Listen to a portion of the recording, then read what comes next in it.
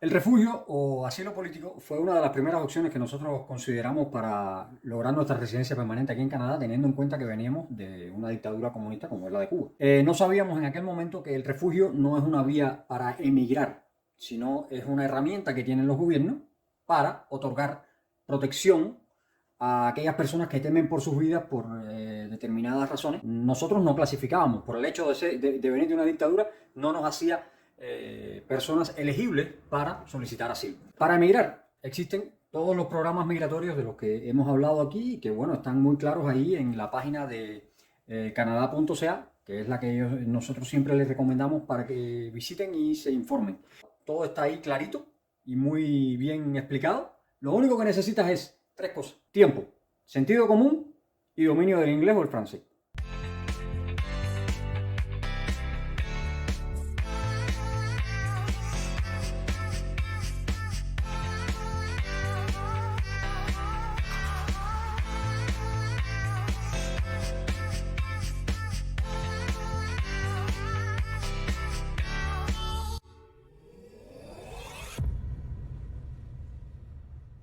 Hola típicos, aquí estamos de nuevo y como ya vieron en la introducción, hoy vamos a hablar de asilo y de refugio en Canadá. Así que ya sabes, si te interesa el tema o estás en esa situación, quédate con nosotros, danos un like y ya sabes, nosotros te podemos ayudar con las traducciones. Aquí abajo tienes todos los contactos y te vamos a dar un artículo en el blog de FL Translation sobre el tema.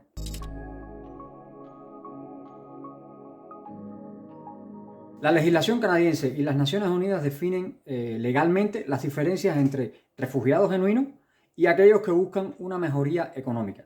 Sin embargo, nosotros no emigramos buscando una mejoría económica. Como ya les hemos explicado en este otro video, nosotros emigramos porque teníamos diferencias políticas y ideológicas con el sistema. No problemas políticos ideológicos. Nadie tiene problemas políticos ideológicos. Y bueno, en ese sentido, pues queríamos ser dueños de nuestro propio destino y decidimos salir de Cuba. No obstante, eso no nos hacía que clasificáramos como personas elegibles para solicitar refugio, porque nosotros no éramos perseguidos por nadie.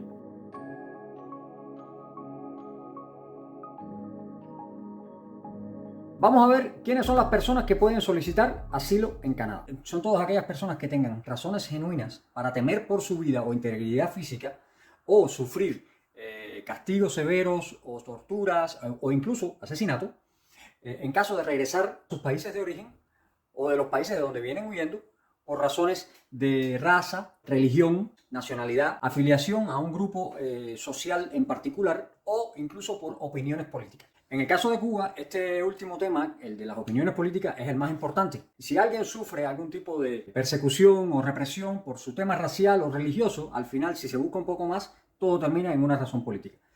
Incluso ahora con este nuevo código de familia, ya hasta el matrimonio igualitario está aprobado. Así que técnicamente eso no constituye un caso de persecución en Cuba. Pero los temas políticos sí. ¿Qué puede ser tema político?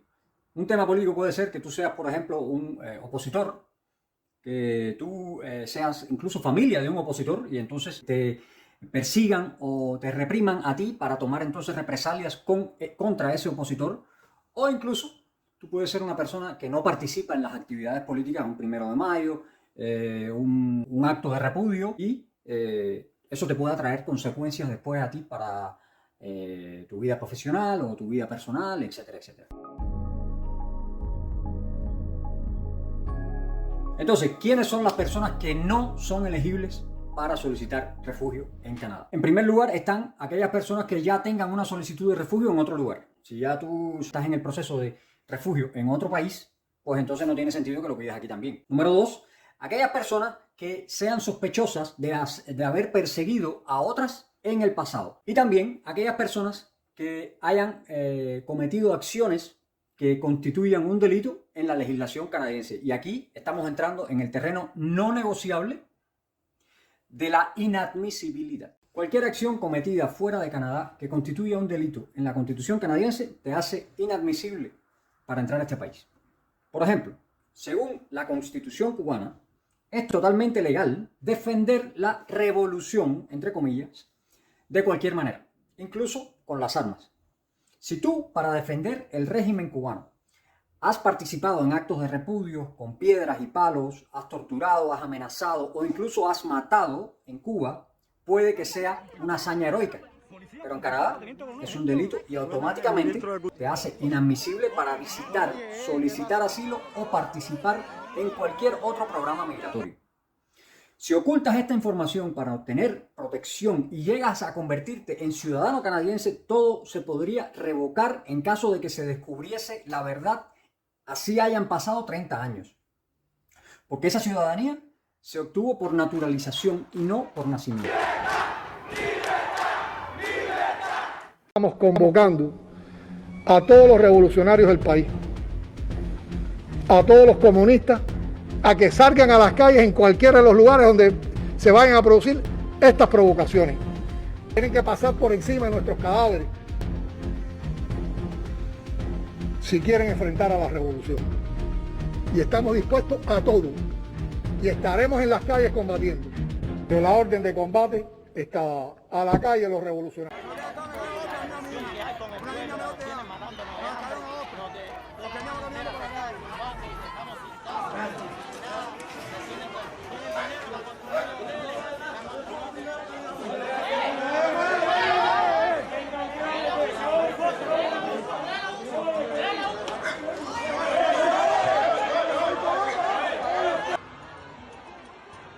Bueno, existen dos clasificaciones de refugiados aquí en Canadá. Una forma de entrar a Canadá como refugiado es a través del proceso de reasentamiento de refugiados de la Convención de Derechos Humanos, o del ACNUR, como se dice en español, de las Naciones Unidas, y lo que hacen es que reubican a esas personas aquí en Canadá, pero que están fuera de Canadá. El otro es cuando llegas a este país y solicitas asilo desde dentro de Canadá a través del programa de refugio que tiene este país. Ya en los próximos videos les daremos más detalles sobre estos dos tipos de formas de pedir asilo acá en este país.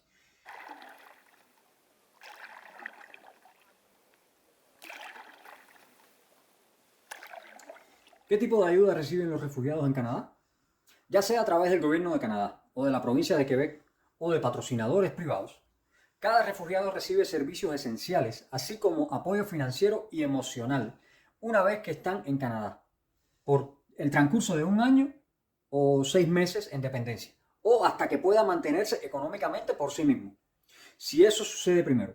Algunos de los servicios y ayudas ofrecidas son recibimiento en el aeropuerto u otro puerto de entrada, ayuda para encontrar una vivienda temporal o permanente, permiso de estudio o trabajo mientras esperan por una decisión final en su caso de asilo, ayuda para obtener muebles, ropa, comida, acceso gratuito al Programa Federal de Salud, acceso gratuito al sistema de educación para menores de edad, traductores e intérpretes, cursos gratuitos de inglés o francés. Las regiones que reciben mayores cantidades de refugiados son el norte de África y Oriente Medio, y esto se debe obviamente a que los refugiados huyen para las naciones vecinas. Por ejemplo, los afganos se van para Pakistán o para Irán, los venezolanos se van para Colombia y bueno, los cubanos navegan 90 millas o se van a ver los volcanes. Canadá tiene una situación única en cuanto a las solicitudes de refugio, porque a pesar de ser uno de los mejores países para solicitar asilo, el número de refugiados que recibe es muy bajo.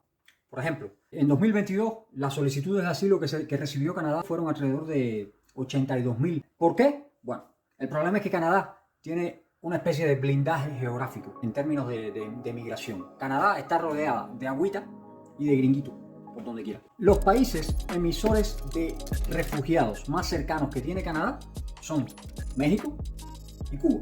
Y ningún cubano va a navegar por toda la costa este de Estados Unidos para llegar a Canadá. Y los mexicanos primero tienen que atravesar completamente el país, o sea, Estados Unidos, para llegar a Canadá de manera irregular desde estos países, pues hay que atravesar Gringolandia. Y entonces eso implica una serie de filtros que hay que pasar. Por esa razón, el número de refugiados que recibe Canadá es tan bajo. Canadá es uno de los mejores países para solicitar refugio porque incluye en su legislación todos los acuerdos internacionales y toda la observancia de los derechos humanos que existen a nivel internacional y a través de las Naciones Unidas. Además, no solo tienen el principio de non-refoulement, que es lo que se le llama en español, podría ser no devolución, que quiere decir que si vienes huyendo de un lugar porque temes por tu vida, Canadá no te va a regresar a ese lugar donde tú temes por tu vida. Por ejemplo, si tú vienes huyendo de Cuba y llegaste a México y de México volaste a Canadá, Canadá en el peor de los casos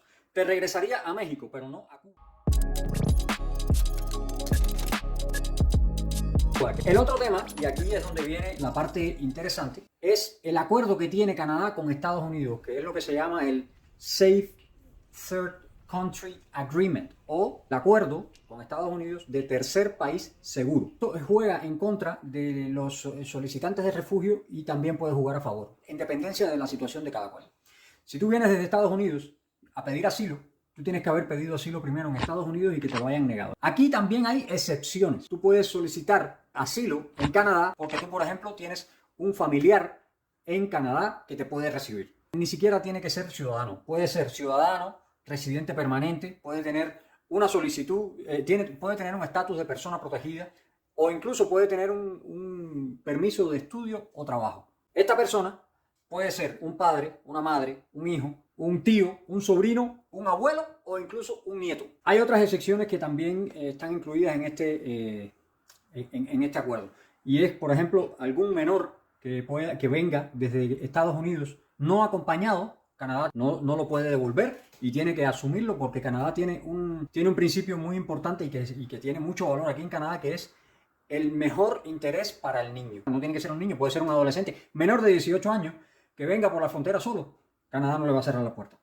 El otro tema son los que tengan algún tipo de documentación canadiense. Por ejemplo, una visa, un permiso de estudio o un permiso de trabajo. Si vienes de Estados Unidos, tú puedes pedir asilo en Canadá. La única excepción que tiene, el único documento que no clasifica en este caso sería una visa de tránsito en Canadá. Por supuesto, también el interés público. Si tú vienes de Estados Unidos y cometiste algún crimen en Estados Unidos que aquí constituye un delito, pues entonces no puedes solicitar asilo. Ahí nadie quiere un criminal en su casa. Entonces, de esto, 3 conclusiones. Número 1. Si tú llegaste ahora por la frontera de México a Estados Unidos y tienes una situación irregular y no logras o te es muy difícil legalizar tu estatus social en ese país, y si tienes un familiar en Canadá y crees que en Canadá te puede ir mejor, perfectamente puedes venir a la frontera de Canadá y puedes pedir asilo. Eso era 2. Si tienes una solicitud de asilo en Estados Unidos y te la negaron y estás con peligro de ser deportado a México o incluso a Cuba, pues entonces, como ya tienes una solicitud de asilo denegada, puedes venir a la frontera norte de Estados Unidos y pedir asilo en Canadá. O número 3, como me pasó a mí. Yo fui a Estados Unidos de visita como turista, pero ya yo tenía una visa canadiense en el pasaporte. Yo perfectamente podría haber cogido una guagua y arrancar para la frontera norte, y en la frontera norte con mi visa con mi visa canadiense venir y pedir asilo a través del tercer país seguro. Claro, eso es en el caso de que yo hubiera tenido una razón real para temer por mi vida en caso de regresar a Cuba.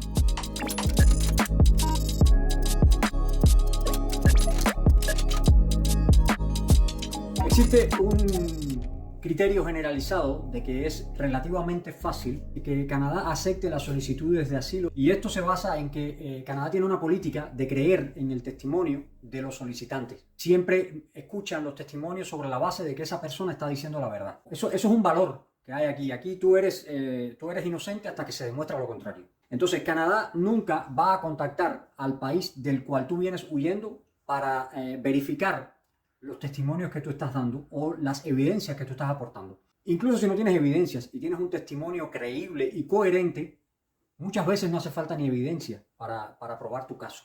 Existe un sitio web donde el gobierno de Canadá, que es público, se lo vamos a dejar en la descripción del video, donde las personas que toman decisiones sobre las solicitudes de asilo van almacenando los ejemplos de violaciones de derechos humanos y libertades fundamentales por países. Esto, por supuesto, es muy importante porque el decisor que va a tomar un caso en específico ve de qué país se está haciendo la solicitud, va a ese país, revisa cuáles son los casos anteriores de violaciones, y entonces eso le ayuda a tomar una decisión al respecto.